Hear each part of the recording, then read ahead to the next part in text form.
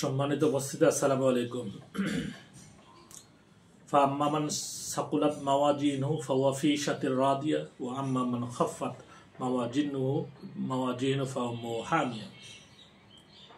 যার সওয়াবের পাল্লা ভারী হবে সে জান্নাতে যাবে, যার পাপের পাল্লা ভারী হবে সে জাহান্নামে যাবে।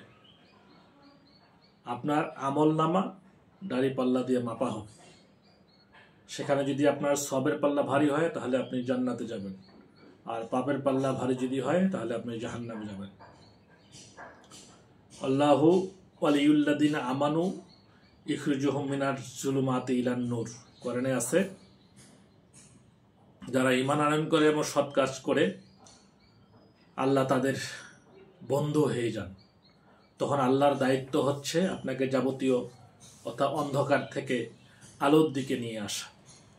আর আপনি যদি ঈমান না আনেন, অসৎ কাজ করেন, কুফরি করেন, তাহলে আল্লাহ বলছেন ওয়াল্লাযিনা কাফারু আউলিয়াহুমুত তাগুত ইখরিজুহুম মিনান নূর ইলাজ যুলুমাত।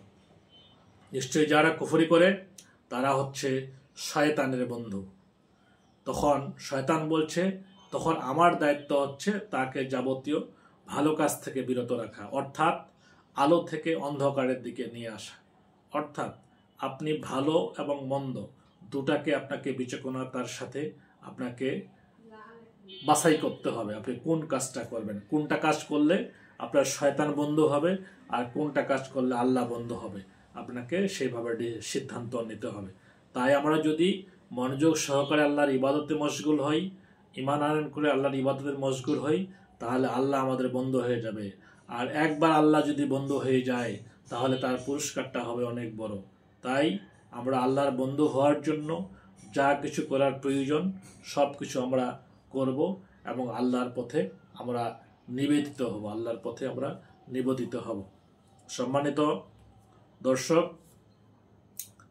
আল্লাহর যদি একবার হয়ে যান তাহলে সুখ আর সুখের সীমা থাকবে না। আর শয়তানের রাস্তায় যদি আপনি চলেন তাহলে শয়তান আপনাকে তার বন্ধু বানিয়ে জাহান্নামের দিকে নিয়ে যাবে।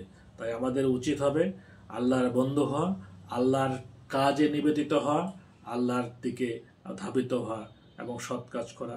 প্রত্যেকটি স্টেপ যদি আমরা বিচক্ষণতার সাথে আমরা ফেলি, একটি পা আমার কোন কাজটা করলে ভালো হবে, কোন কাজটা মন্দ হবে, এটা যদি করি, এই চিন্তা যদি করি এবং রাতে যদি আত্মসমালোচনা করি যে আমি সারাদিনে কয়টি পাপ কাজ করেছি, কয়টি মন্দ কাজ করেছি, তাহলে এভাবে করতে করতে প্রতিদিন যদি আত্মসমালোচনা করা যায়, আজকে আমি কয়টি মিথ্যা কথা বলেছি, কয়টা পাপ কাজ করেছি, কয়টা সত্য কথা বলছি, কোনটা ভালো কাজ করছি, প্রতিদিন যদি রাতে এই আত্মসমালোচনা করা যায় তাহলে আস্তে আস্তে আস্তে আস্তে আপনি সমস্ত পাপ থেকে বিরত থাকবেন।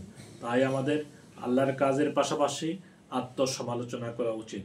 আত্মসমালোচনা করলে আপনি আস্তে আস্তে কলুষিত আত্মা আপনার কাছ থেকে দূরীভূত হয়ে যাবে। তাহলে আমাদের উচিত হবে আল্লাহর দিকে ধাবিত হওয়া এবং আল্লাহর কাজে নিবেদিত হওয়া। আসসালামু আলাইকুম।